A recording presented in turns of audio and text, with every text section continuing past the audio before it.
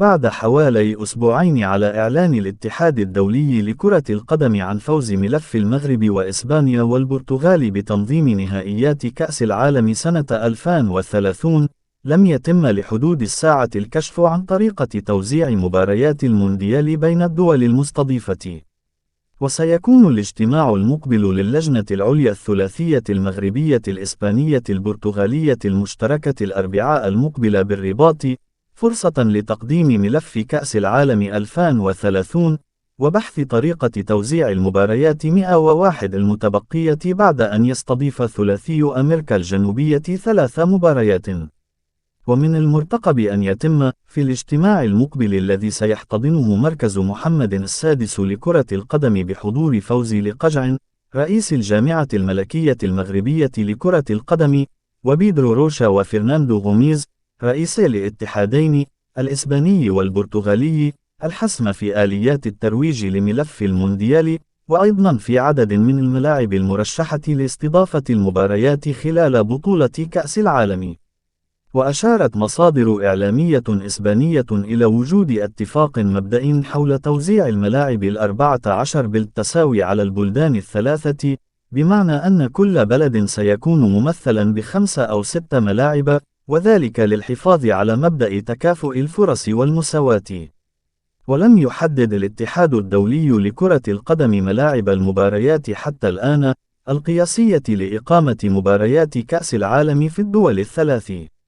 وسيكون ملعب كامب نو معقل برشلونة بقدرة استيعابية تتسع ل105,000 متفرج، وملعب سانتياغو برنابيو معقل ريال مدريد هما المرشحان الأقوى لاستضافة المباراة النهائية لمونديال 2030، خاصة وأنهما من أحدث وأفضل الملاعب على مستوى العالم حاليا.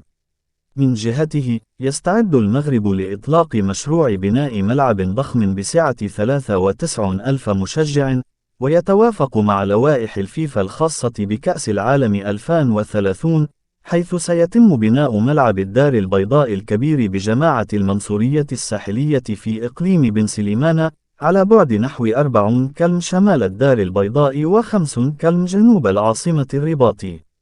وهدمت السلطات ملعب مولاي عبد الله بالرباط، وانطلقت عملية بناء ملعب جديد مغطنان بالكامل مع رفع سعته لأكثر من 60,000 مقعد، إلى جانب بناء ملعب مجاور خاص بألعاب القوى، حيث جرى إزالة مضمار المنافسات من الملعب الرئيسي، مما سمح بإضافة مدرج جديد.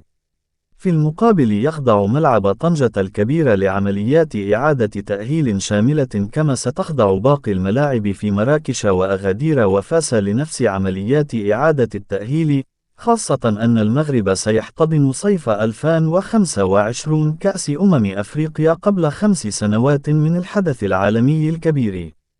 وصادق مجلس الاتحاد الدولي لكرة القدم الأسبوع الماضي بالإجماع على أن يكون الملف المشترك بين المغرب والبرتغال وإسبانيا هو ملف الترشح الوحيد لاستضافة كأس العالم 2030، على أن تتأهل منتخبات هذه الدول الثلاث تلقائيا إلى تلك النسخة من البطولة، وذلك عبر المقاعد المخصصة للاتحادين القاريين المعنيين.